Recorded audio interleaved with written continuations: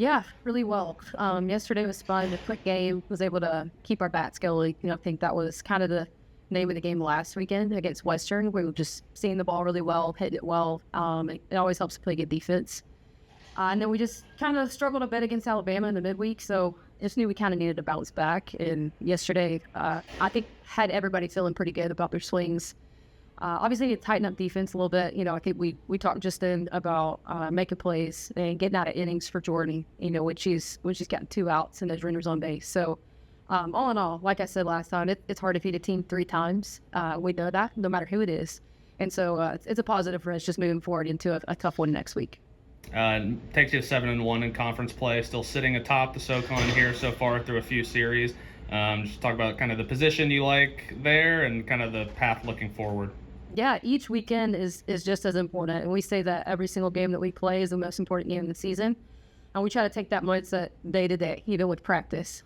So we got three down, we won all three, which obviously puts us in a good spot. But it's just going to continue to get tougher, and we know playing at Greensboro is tough. We've got to see more down the road, so we're just looking forward to getting up there. Love playing in their park, great park, but just going to have to get to work and really work hard this week. 2 wins in the circle for Jordan Partain and then one from Olivia Treese in the rubber match. Is it time of the year you feel comfortable going to Jordan, maybe 2 out of 3 each weekend? Yeah, I think right now we know that if she does well in game one, we kind of keep the hitters off balance. Then, we like her in game 3, and then we just kind of see what happens during the game. I think the weather this week was tough. It became 90 out of nowhere with a lot of humidity, and so we were trying to watch everybody this weekend, make sure nobody got too tired, keep them hydrated. But she did a great job. Again, last weekend was great. This weekend, Jordan, game 1 had a good shutout win. And then today, like I said, we'll play better defense this weekend for her. But she's still just dominant. And then Olivia Treese in game 2, like I say all the time, game 2 is the hardest game to win, in my opinion. And she always finds a way to do it. So proud of her, proud of Jordan, and they're just going to keep growing.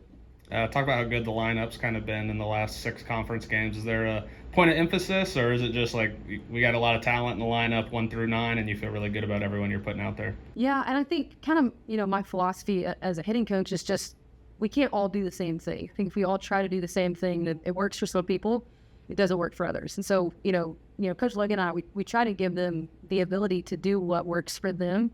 Sometimes we don't sack bunt them over. We feel like they're seeing the ball a little bit better, put it in the gap, and we'll score. But obviously we have a plan for them each week. Whoever we're thinking that we're going to face that weekend, we attack that through the week. We'll do different things. But then ultimately, they're so talented, and there's a reason that they're here, that we just try to give them that belief and that confidence and that you've always done this. We have your back. If there's things here and there we can tweak, we will. But just proud of them. Anybody that's up to bat right now, I know that they're going to get the job done, trust that they can, or they're at least going to give their very best while they do it. And I think that's a good place to be. And then finally, Joy Hubbard broke the most stolen bases in a season today. I think she got to 23 and 24. Took that away from you. You were tied in the lead. Do you have a little message on her? Yeah, she's been giving me a little bit of crap for about a week that she was that close and tied at Alabama. And Shelby Mays and I actually shared the record, and Shelby was here today at Wood Alumni Day. So it's just special. I mean, records are meant to be broke, and that means that she's doing a great thing and that our program is rising.